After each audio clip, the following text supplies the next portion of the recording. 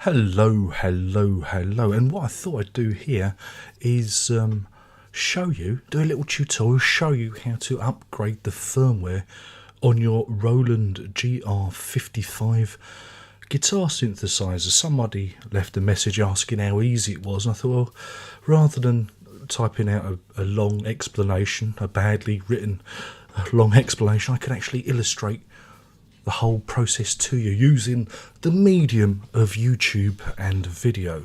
Oh yes, indeed. So what you're going to need, you're going to need a Roland GR-55. Insert picture of said Roland GR-55. You're going to need a little USB memory doodad. Yeah, really, they're that small. My goodness, that's what I use in my Roland. This is just a standard USB stick. You know, I'm sure you'll have one lying around. Maybe you won't, I don't know.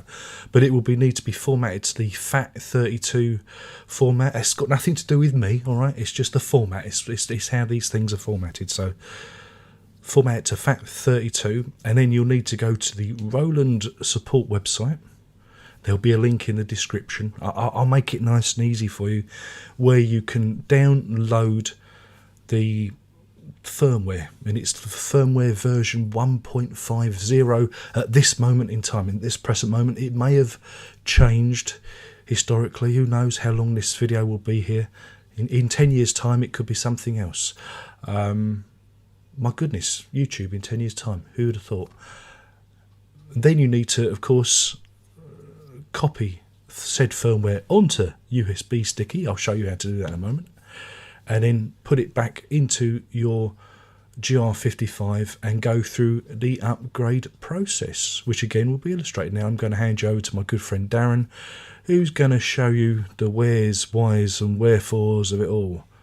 Take it away, Darren. Why, thank you, Darren. And this is the Roland GR-55 support page, which has all the firmware details on this, where you download it from. The URL will be in the description, so it will just be one click away.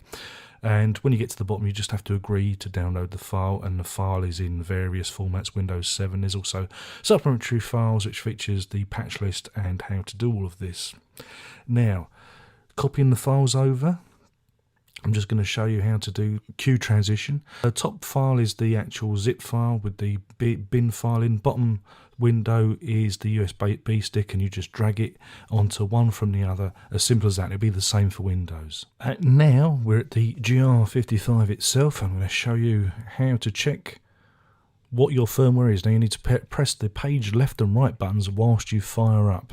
So left and right pages held down, power it up, and the Roland symbol comes up and it will tell you what your current firmware is. Now on my GR-55 you're going to see it's 1.50 anyway, but this just illustrates how you can check what the build version is and the boot version of your firmware is. There it is for your review. Now open the USB slot at the side of the GR-55. It's there, it's just a little panel there. Get your USB stick with the firmware installed onto it. There it is. That's got the new firmware in. Plug it in and make sure it's snug, and then close it up. And now we need to reboot and start the process. Now with this, you need to be a bit of an octopus. You've got to hold the V-Link button and the user button down at the same time.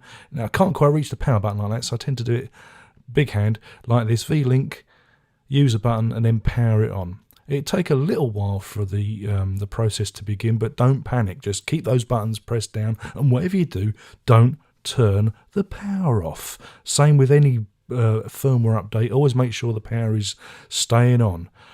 And once things start to happen, trust me, things are happening. And as you can see, the program updater is executing. It's quite a fast process. Well, it is in my case. Watch the dots, and then it will tell you that the whole process is completed, and once it says completed you can power down. There you go. Now you might want to press the page left and right buttons again and reboot, so you can double check that the right firmware is indeed installed, if you're anal in that response. And that's what we're going to do now. So there I am, I'm holding the page left and right down, and I'm powering up, and we should see now that, of course, obviously, because I've done this before, the right firmware there is there. So there you go. Now I'll hand you back to Darren. Take it away, Darren. Well, I think you'll agree that was absolutely informative and a top-class job. So thank you, Darren, for doing that. Hopefully this has been useful for you, and if you like it, thumbs up, thumbs down, subscribe, unsubscribe, kiss your granny, play with your dog. You know the routine. Only one more thing to say, and that is ta-ta.